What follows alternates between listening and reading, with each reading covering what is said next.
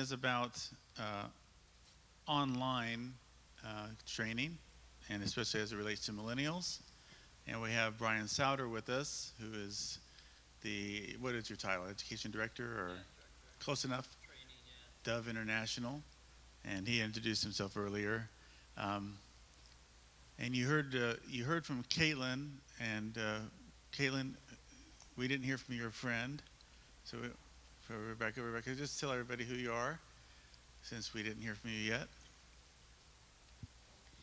Hi, I'm Rebecca. I work at Summit Bible College. I've been an administrative assistant there for 7 or 8 years now. I started when I was 16 as a volunteer, and now I'm full-time staff. So it's been a real blessing, and I'm so happy to be back here this year. I was here last year, and it was a great experience. So thank you for having me.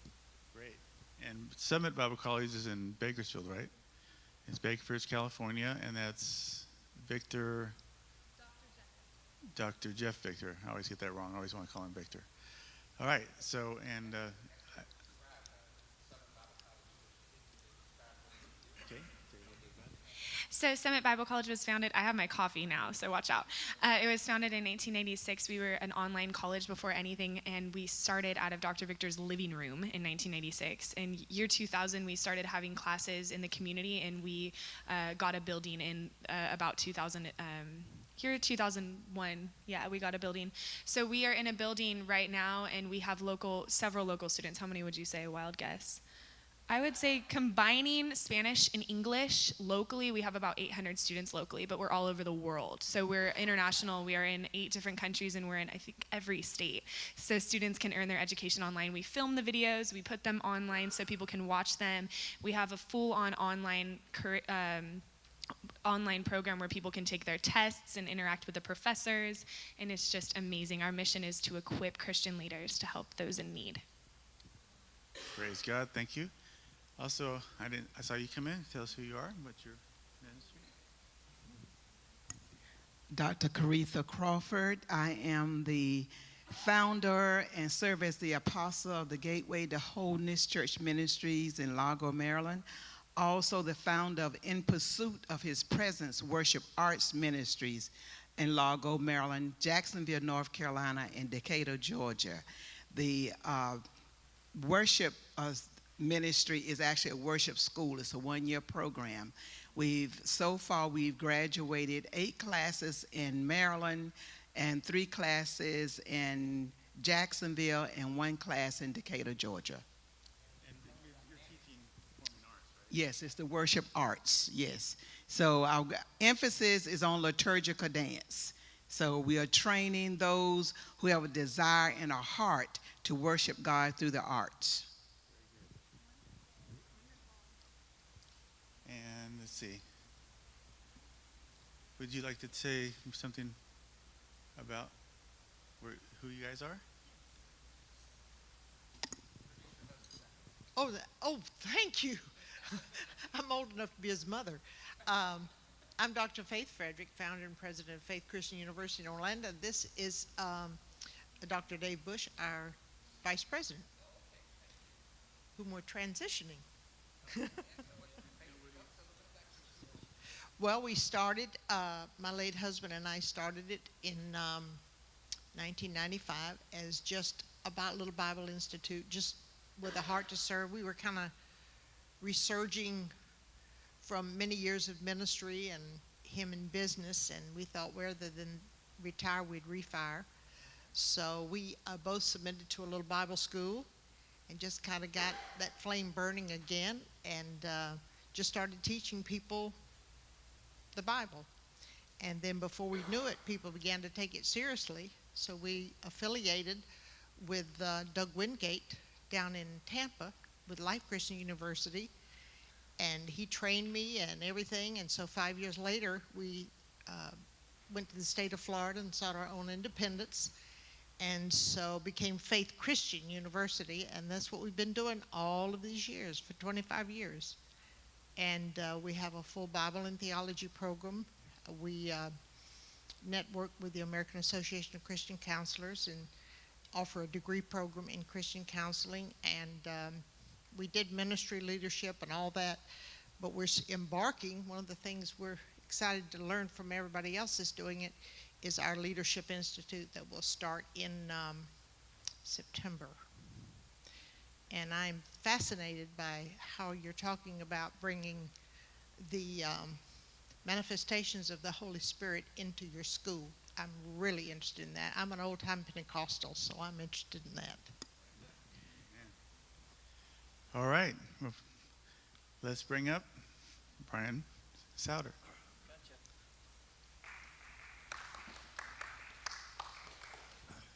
Testing, test, we're on. Okay, it's great to be here.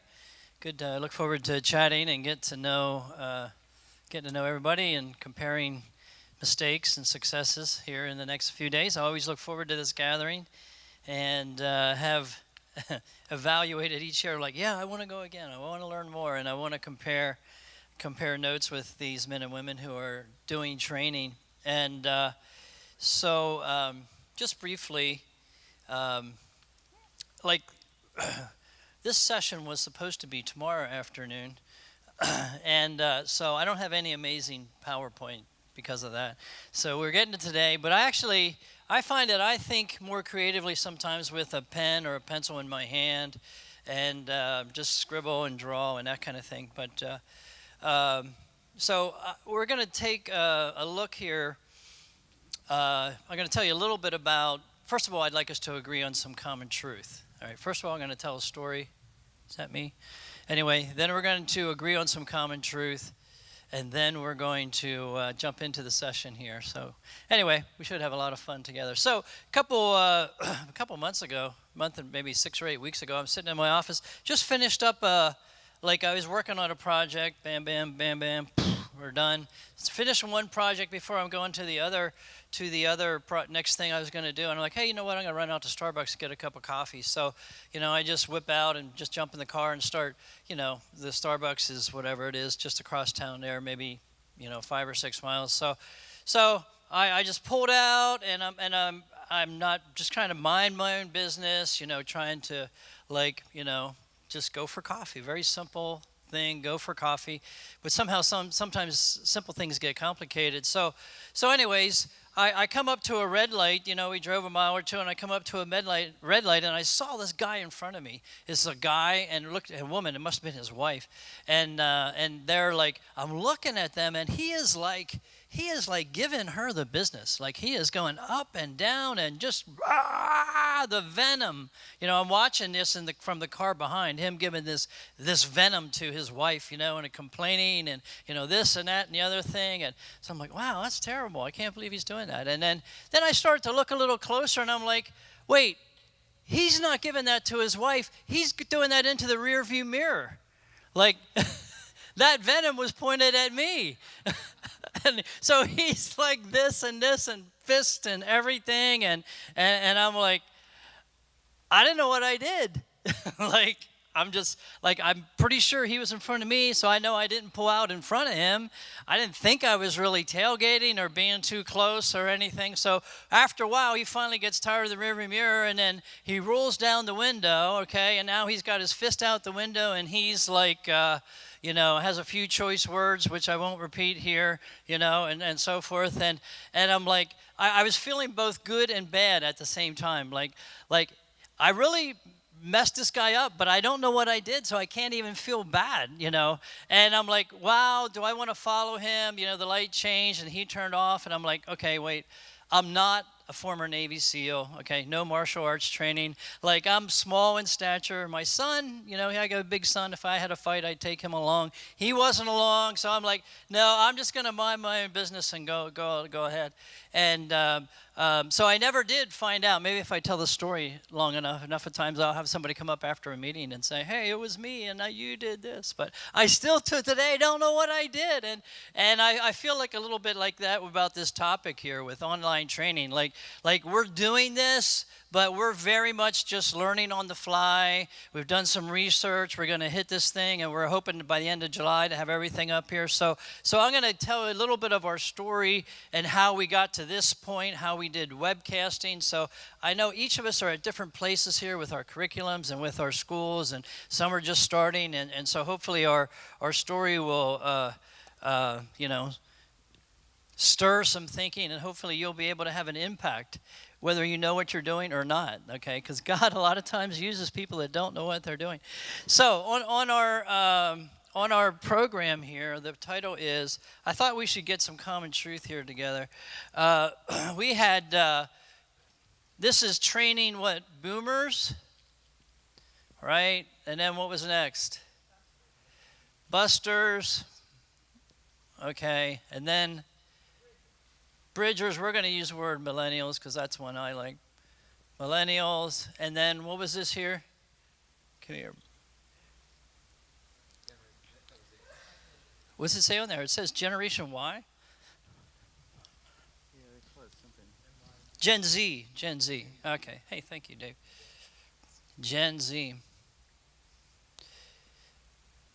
Okay, so I don't, I just thought we should just, like, I know from what I understood, now Leo had a little bit different numbers, so you can help me with this a little bit, but I understood millennials to be like 1980 to the year 2000, like, because that was the end of millennial, so I always just said that was this here, 82 to roughly 2000. So that means Generation Z would be what? Okay, so I'm going to go with ages too, okay? So this is going to be 2000 plus. So this makes these folks here 2000, it's 2017. Let's say that's 17 to 37. Is that right? Okay, so millennials will say 17 to 37. This is relevant because my wife and I have 5 children and they're all in there. Okay, so anyway. So over here, 2000 plus, this would be what would we say, less than 17, right? 17 and under, all right? And then we have busters, which that would make them 37 to, what are we guessing here? Maybe, what do you think, in your professional opinion? Say it again? About 10 years to 47, let's say 50 maybe, just somewhere in there. And then that makes boomers 50 plus. Does that seem about right? Can we all agree that this is the truth to move forward together?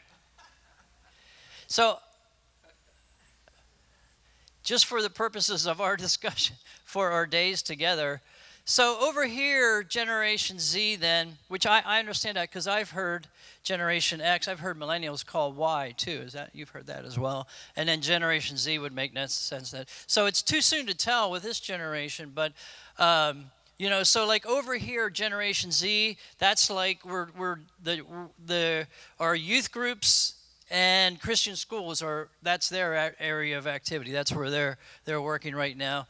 These millennials, I'll tell you a little bit, some statistics, from George Barna here that will make us take a very close look at this. And, these boomers are now in the process of coming out of church leadership. So Dove International is an organization of churches. We are church-based, and that's a little bit of the history of this organization, the ACEA.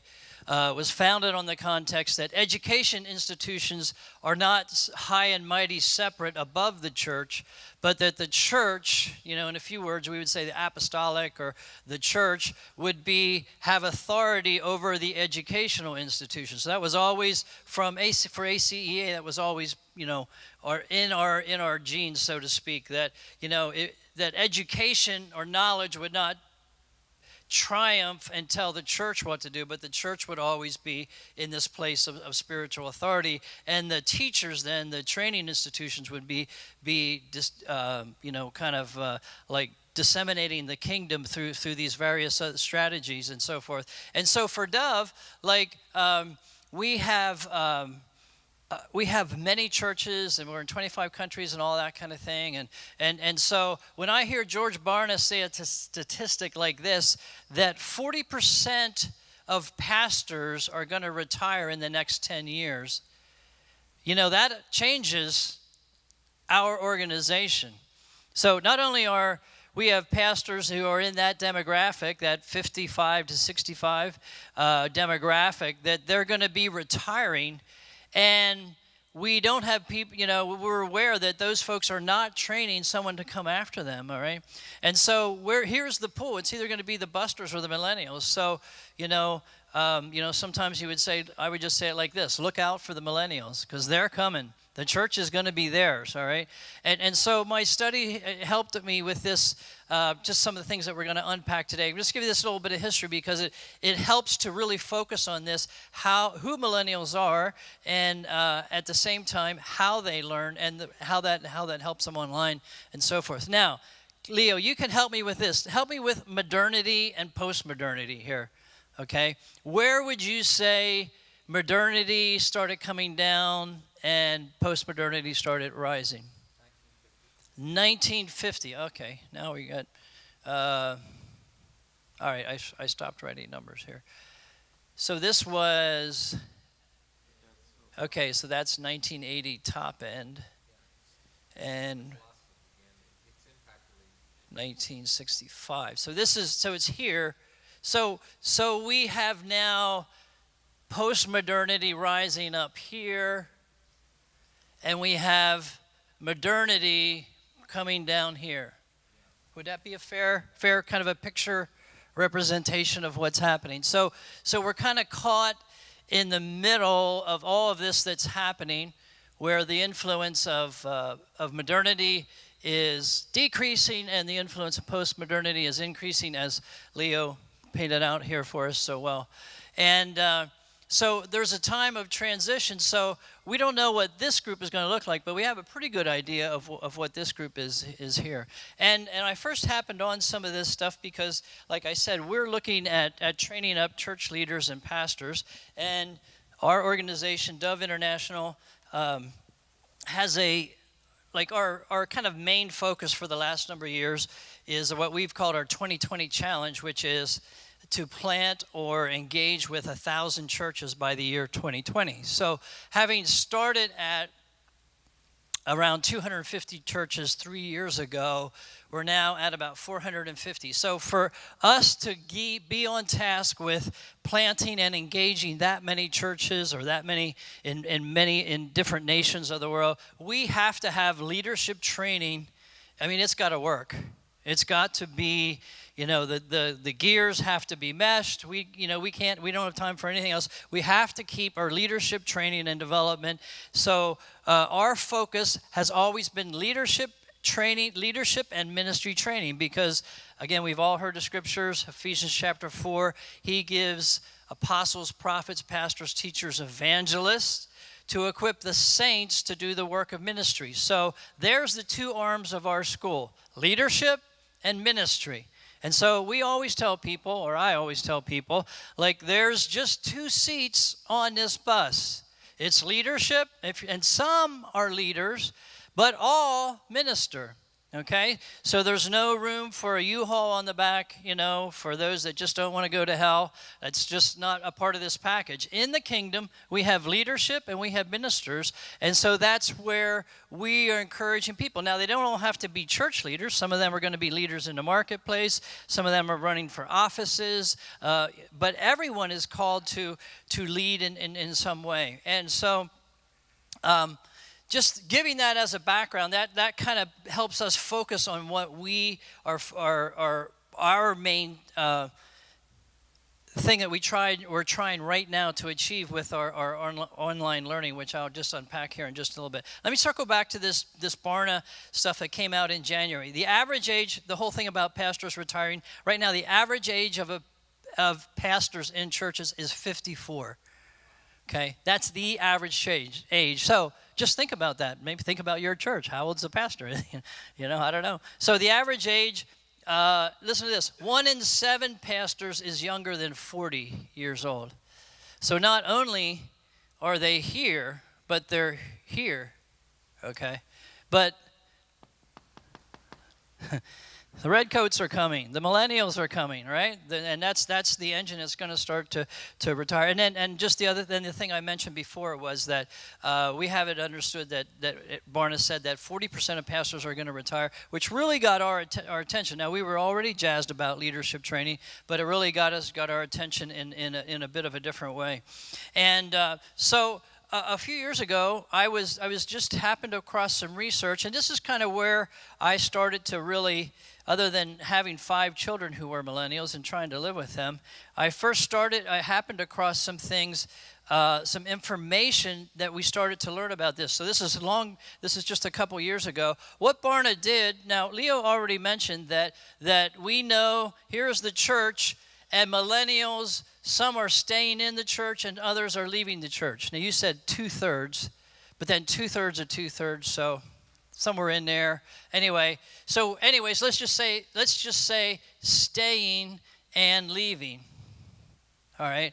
So what Barna did this time, which was very, very helpful, was we know a lot that are leaving, but let's interview the ones that are staying and find out why they're staying. In other words, what are we doing right? Okay? And so this then helps us in our youth groups before they even get up to the young adult, the 18 to 25 pipeline. If we understand what we're doing right, we can plant that back in here. So anyways, my wife and I do lead a youth group at our church. We were in youth ministry many years ago and got kind of tricked into it a few years, about 4 years ago. And so we're now leading a youth group. But the cool thing is that we're just a spiritual father and mother, and we have a team of about 10 millennials who are like our team. They just do all the work, and we just kind of coach them and encourage them and say, oh, don't do that, but yeah, go for it. 9 out of the 10 things they come up with work, and it's all good. And but so I thought this was interesting because Barna said, hey, which statisticians a lot of times can look only at the negative. And I thought this was helpful that Barna said, okay, well, let's look and see what we're doing right. And so I have, again, wasn't totally prepared here, but I have it here on my laptop. For millennials who stay involved in the church, they experience the following even at their youth group. Those who stay were twice as likely to have a close personal friendship with an adult inside the church. 6 out of 10 millennials who had a relationship with an adult inside the church. So that stat alone changed the way we did youth ministry. Like, we're all the time doing things now to connect the youth with the adults in the church, right? And I know that's not our topic here, but this is very helpful, just coming through this and give us a little background. Millennials are relational. 7 out of 10 millennials who dropped out